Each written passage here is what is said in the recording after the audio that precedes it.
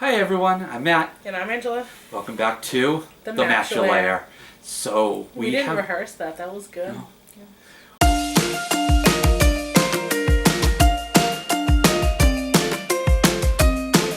We have been very busy. Yes. How busy? So busy. So let's kind of go back to just December. Yeah. A few days ago. So we started December by going to PAX Unplugged, where we saw lots of games, played lots of games, saw lots of people, met lots of people, had lots of anxiety. We'll insert both of those things right now. Ding.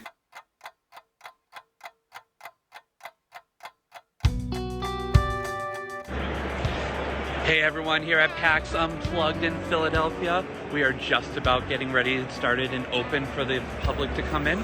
So if you're around, please come find us. We are going to be in the demo area, demoing up Wormhole. Come and check it out. And we are set to begin. Hope everyone has a great time here at PAX.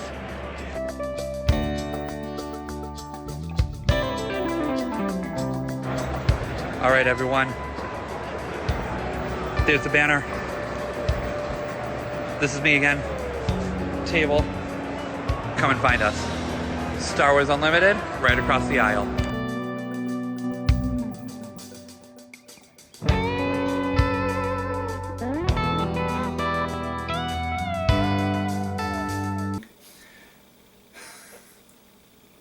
Anyways, so we were there, and we just kind of... We're there. Yeah. Yeah. So, I guess highlight for us of PAX Unplugged was wormholes. Highlight or most memorable experience? It's actually our only memorable experience. There we go. I'm all joking aside. We were there with Origami Whale Games, and we got to demo their new game that will be going to crowdfunding. They said late 2025. Yes. So it should be out, I want to say quarter 3, quarter 4 of 2025. I would insert the cover art, but I don't even know if I took a picture of the box. I don't even know if we're allowed to post that picture. So it's really fun little space game where you're taking this little worm and moving it around the board and color matching tiles, and they're probably going to do a lot of work, so I don't know if we're allowed to post any of those pictures or not, but we'll have to ask them, and hopefully it's okay, but either way. Yeah, I mean, we were playing and demoing with the only prototype right now, so... And one is on its way to us when they get it printed this month, I think they said. Oh. So, either that or February. So there's that. But we did get a chance to meet a lot of folks from the Instagram community, but most importantly, we got to play games with them. We played a round of It's a Wonderful World, which we will talk about more. 2 rounds Yeah. of It's a Wonderful World. Because someone was the first one. So that's like my game. And so he decided to beat me in the first round, and it would have been fine if he didn't gloat about finally beating me. So I had to wipe him away with our second turn. But we did get a chance to play some more games after that, which... You played Flip 7 for the first time? Yes, we played Flip 7 for the first time. And then there was another one that we learned from Christine. What was that one? We'll have to go back to our notes. It was the goat. Yes, Mounty Goats.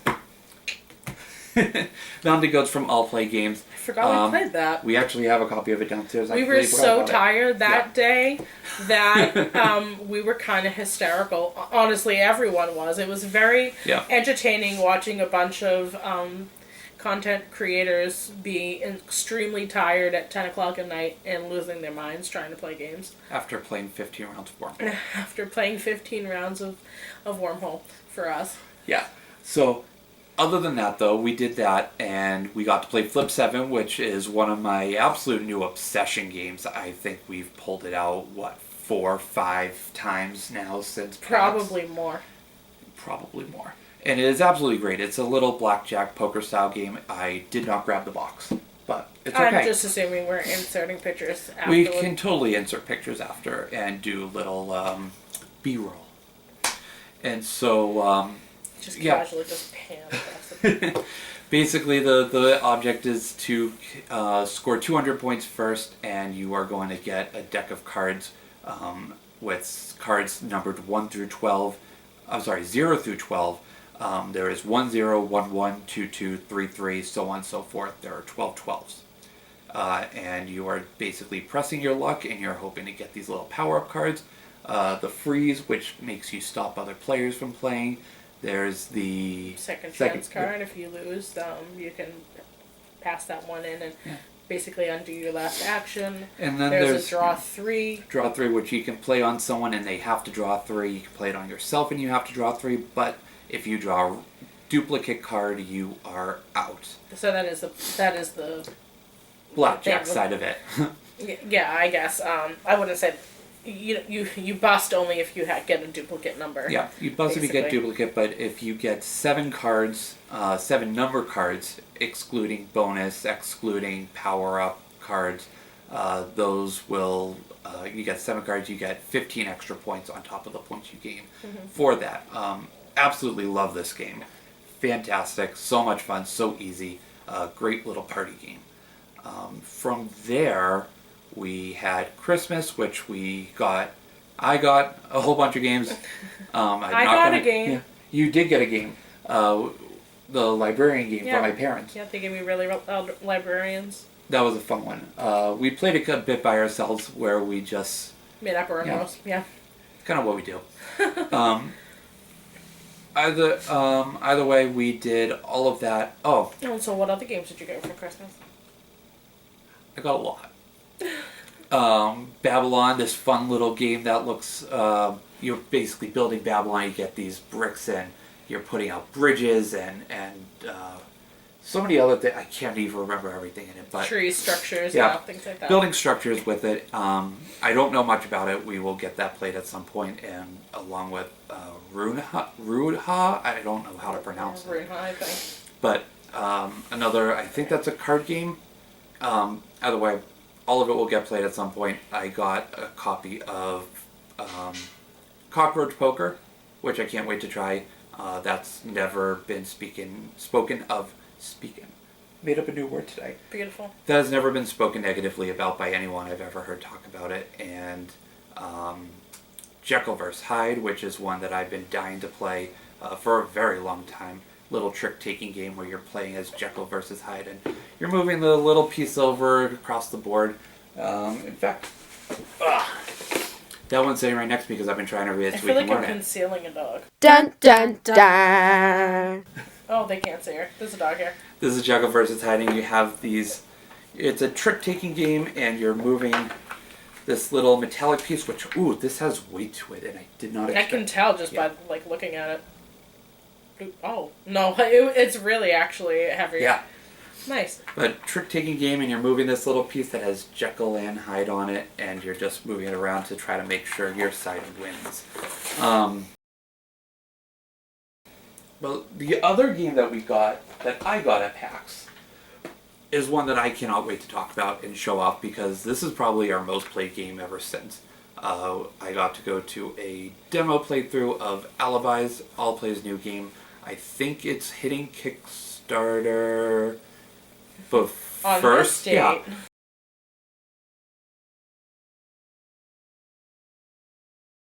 First half of 2025, some point. But I love how I open my shirt that way. That was really weird. Not working.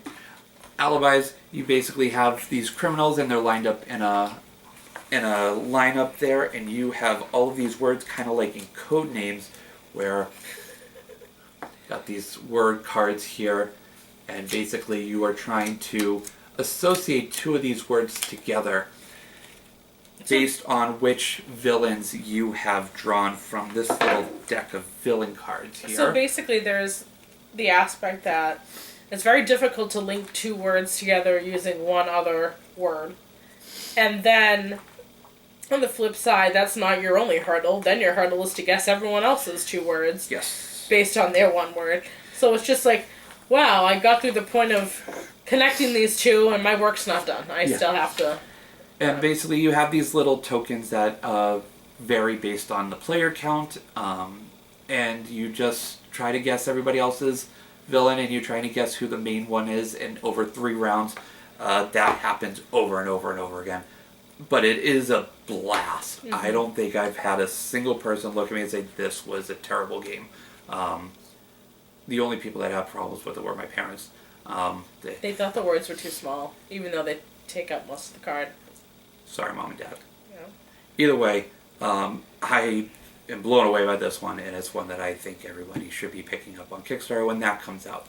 But we went to Everwinter right after New Year's. We did. And with that, we got to make some new friends. First night, I went by myself, and I got to play Project Reef from Board and Dice, which is one that I really would like to get and play with you at some point. We also got a copy of Terracotta Army over Christmas, which is one that I got mostly because Angela is obsessed with this book series, and they mention it. It's up there somewhere. I'm not digging that out. Never mind. No. I'll insert it. Insert picture here.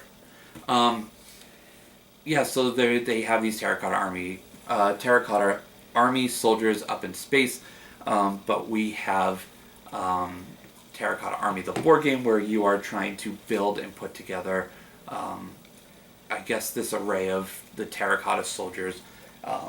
Board and dice, so very heavy. Either way, I was talking about Project Reef, because ADHD doesn't exist in this household. Project Reef was absolutely fantastic. Guy got it for Christmas, and he just opened it up, and I saw it. I was like, did you like it? How did you feel it? And he's like, oh, I haven't even played it yet. I'm like, sweet, let's go play it together, and we'll learn. So I got to learn with him, and we played that.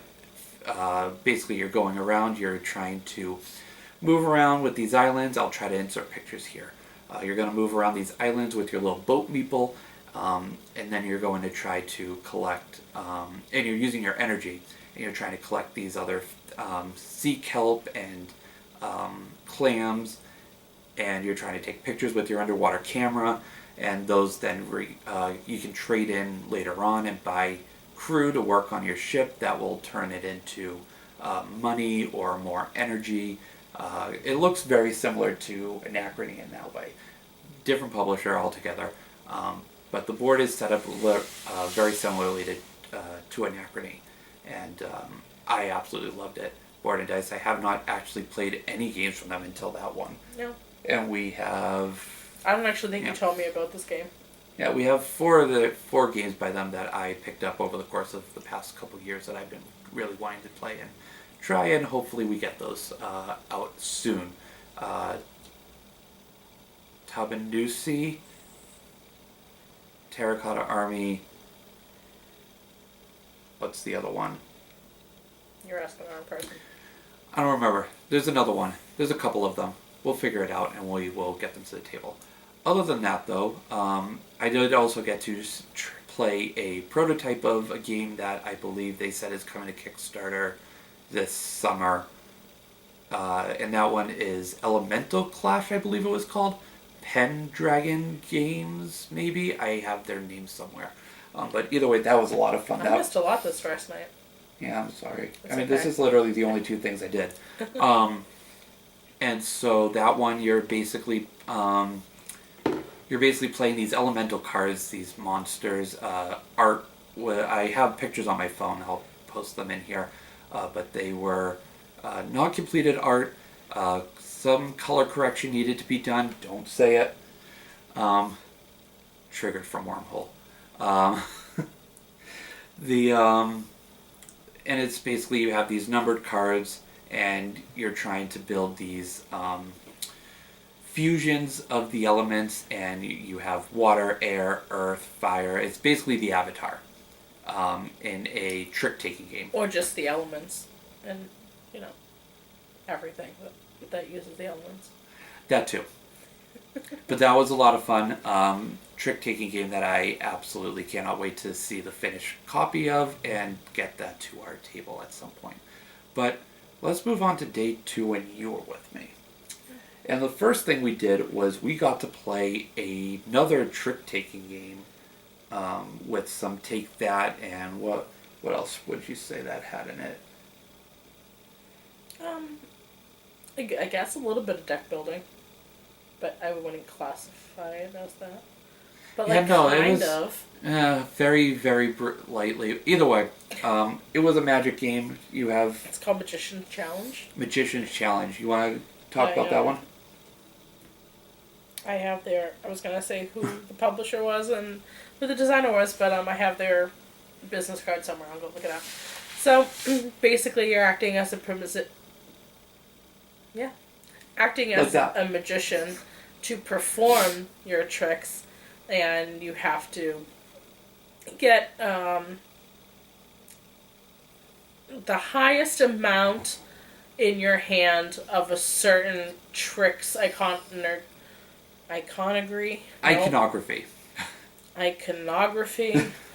That word does not like me.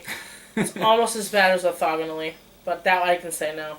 Anyway, that being said, you can choose to just take the trick with one card, but the more you gather more cards during the matinee. During the matinee, you can only have 9 cards, and during the evening round you have 11 cards. Yep. And so, you'll get more cards in your deck. You're allowed to discard them at certain points. So, you'd want to have the most so you can get more rewards for that trick. Depending on what player you choose to, you have different abilities. Mine was to use any ball card as a wild.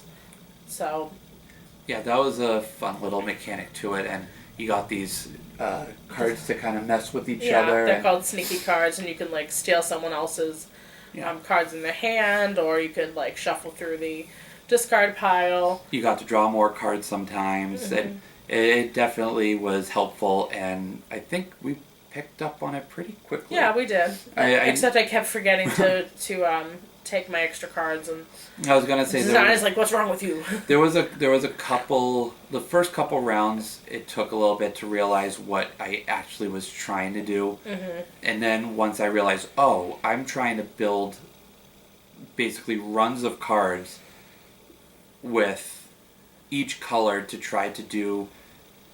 Was it 8 tricks? 9, 10 tricks, something like that? I think 8 normal tricks, and then there was the 3 special ones, I think. Yeah, so you're trying to do all these tricks, one of each color type, or each set type, and then you had 3 kind of wild card ones. And that was... It was a very simple, easy game, and I don't think it's a bad one. It definitely had...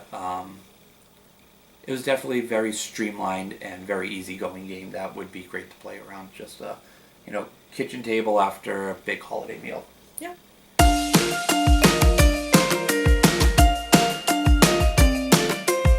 And then from there, we sat down after buying some miniatures and whatnot. We sat down and... No, hang on. I didn't buy any miniatures. I bought 2 terrain. I'm working on a miniature model for Captain Con in Rhode Island, which is coming up. Still don't have my voice back. Which is coming back up on the last weekend of the month. Last weekend of the month and first weekend of February. So I am entering a miniature into their contest.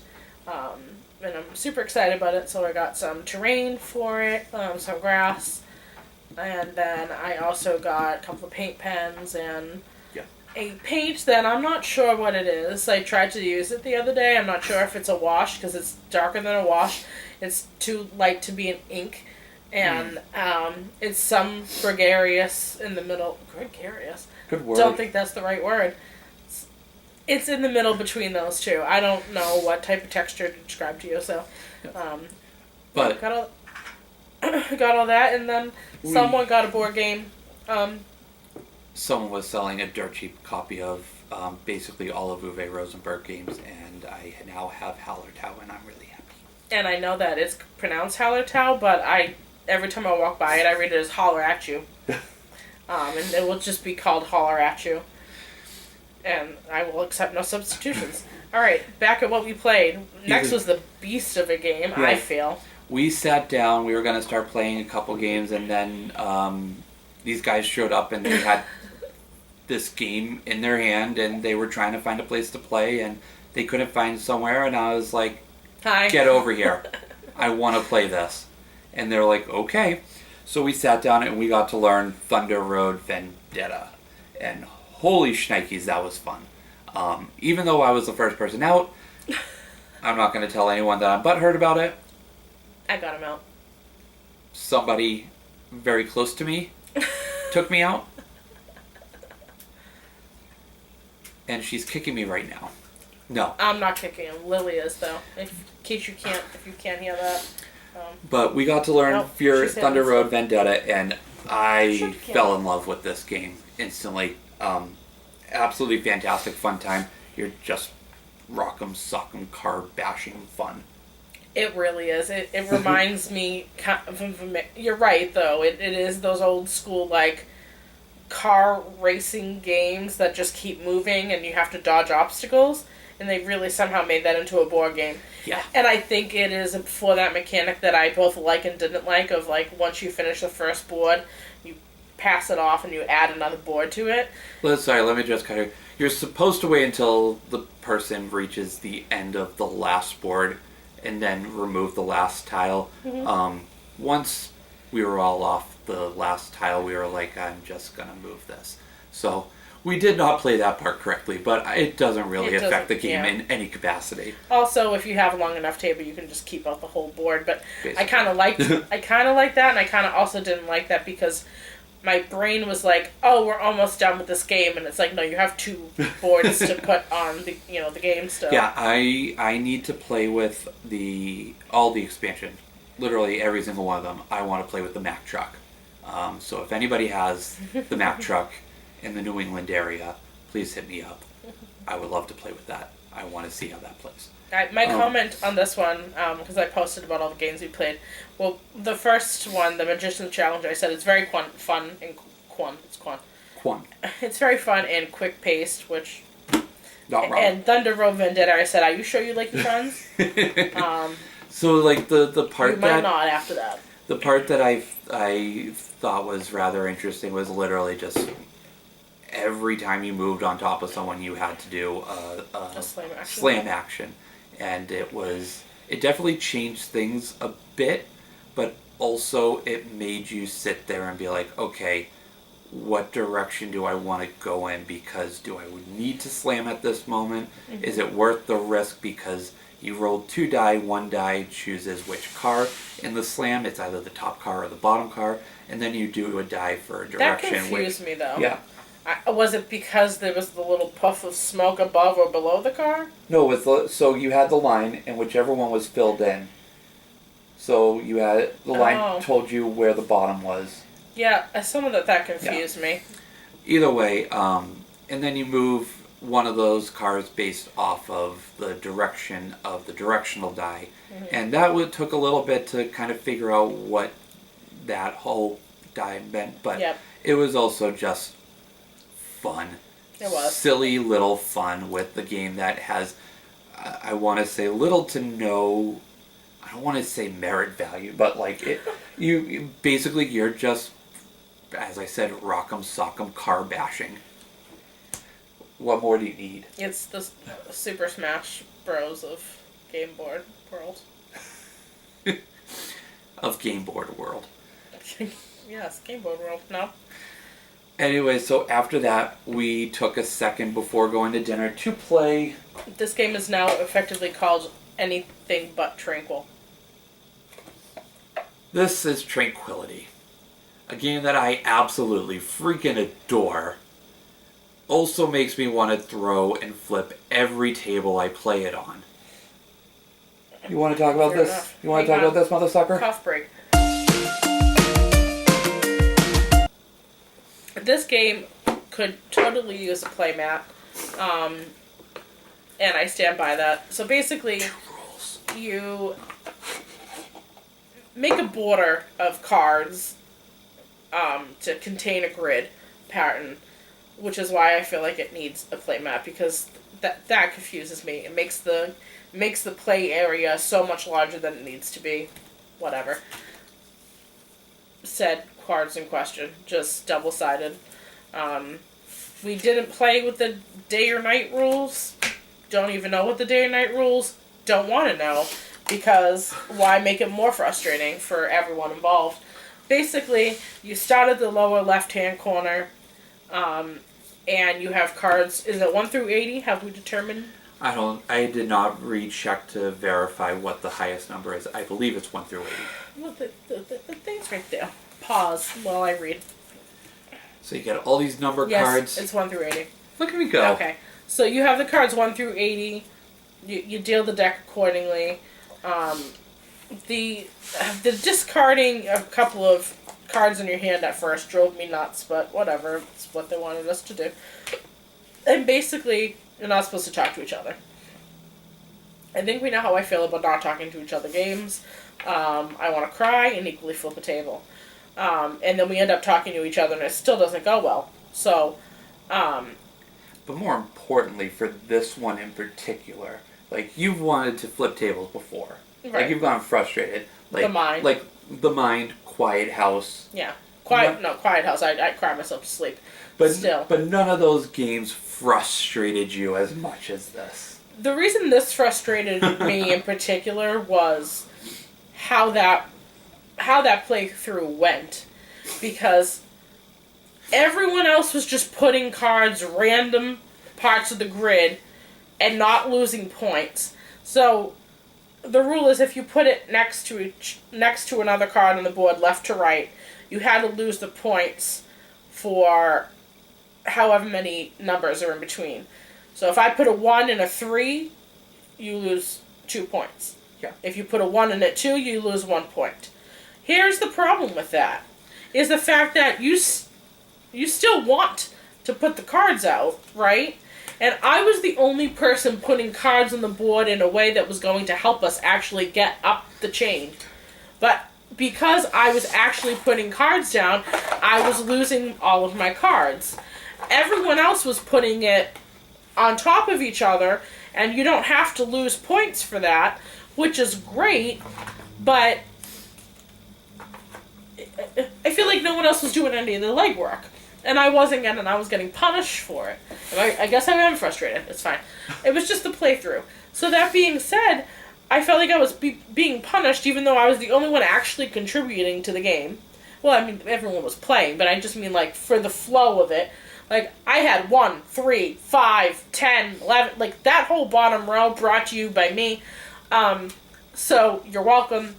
And then I ended up losing all of my cards. I had no more cards to play. And unfortunately, I had the finish card.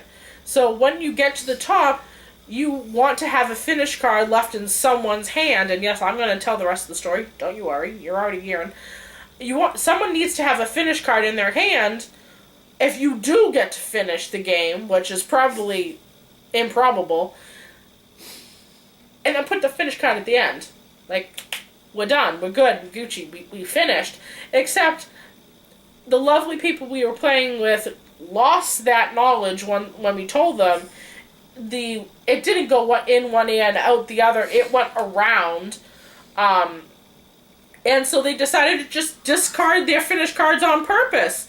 And I'm like, I have no choice but to discard this finish card. It's the only card I have left. And then they're just like, I don't need it. And so it didn't matter. Y'all weren't winning anyway. So you get I'm going to go take a nap. You get 2 actions in this game where you either play a card or discard 2 and then draw back up to the hand size of 5. And if you get too big of a gap between 2 numbers, you discard your whole hand, and basically, I believe that's one of the lose conditions, because you can't discard enough cards, or you can't draw enough cards off the top of your deck to discard for that. The other lose condition is you can't play a finish card. Someone cannot make a legal move on their turn. Basically meaning they have a whole hand of low cards. Their deck is empty, and all the lower cards have been played out already. It's just a absolute nightmare challenge of a game, but I love it. It is so fun. So frustratingly fun. Yeah. It makes me want to play it just to try to master it.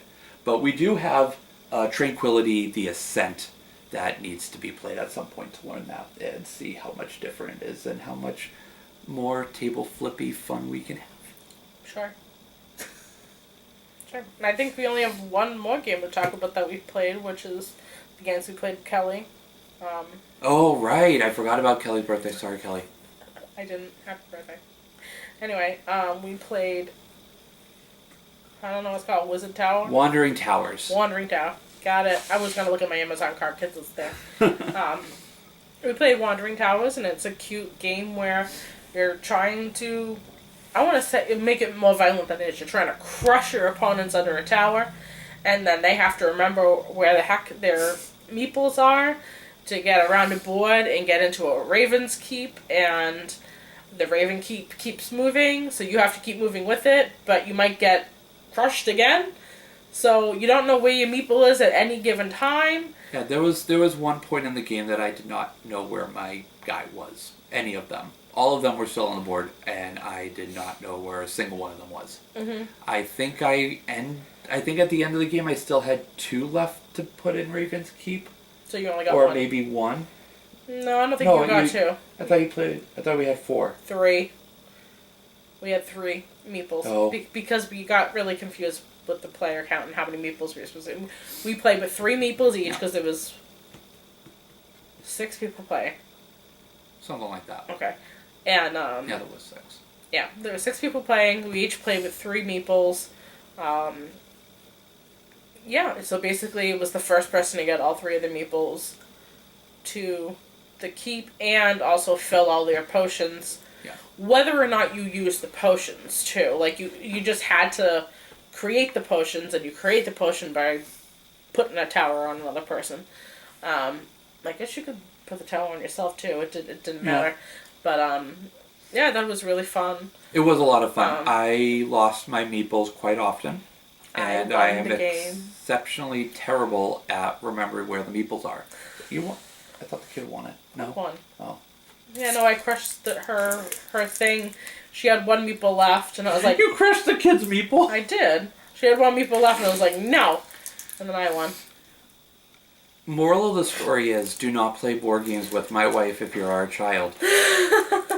She is competitive. She knows it. Kids have to learn that life doesn't go their way all the time. So you shouldn't just let them win. Fair.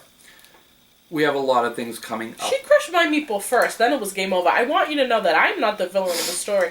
We were playing together, but separately, and she was like, oh, I'll protect you, and then she crushed my meeple. It was game over. That's fine. You've broke the treaty now. Oh, too soon with that. Anyway, that being said, no politics. That being said, once she crushed my meeple, I was like, we're going down, girl. So with that being said, we have so much coming up. So many videos I would love to make, so many videos we don't have time to make at one time, but we will make them. Yeah. I know a nice cuppa from Button Shy should be fulfilling soon, and I want to do just a marathon playthrough of all of those games. Book content. At some point, so finally our book club is getting together at the end of the month. And by our book club, she means her book club. My book club. Not in this book He club. lives vicariously through me, and he also drives me there. So our book club. I just sit there and I eat Panera Bread. And then I forget that he's there and I leave. True story. I thought he was in the car. I'm not salty about it at all. He is. We are going to insert a meme or something in this part. Salt Bay. Anyway, we read Bloodguard. I am absolutely obsessed with it. I know one other person I talked to in my group, not much of a fan as I am, but I love Gladiator stuff, and this was amazing. So, Yeah, I took a copious amount of notes, which is why it took me forever to read, because I'm not really a note taker. So I don't know how to do like a little short mini book review about things without giving the spoilers away. So if anybody wants to comment, let me know how you think I should do book reviews on the page. Yeah, and let us know if any of these games sound interesting. The only ones that I will tell you for sure we need to do a content for is this Mother I don't Sucker. think it'll be pulling your arm. I'm pretty sure you would love to play this again. I want to play it with a good group of people. I mean, we played it with the Kelly's group. It was fun. Yeah. That was 5-6 people. So many games, so little time. It's a little saddy, but we'll make it through. Till next time, we got dinner to cook, actually. Yes, we do. All right. We'll talk to you guys soon. Bye. Toodles.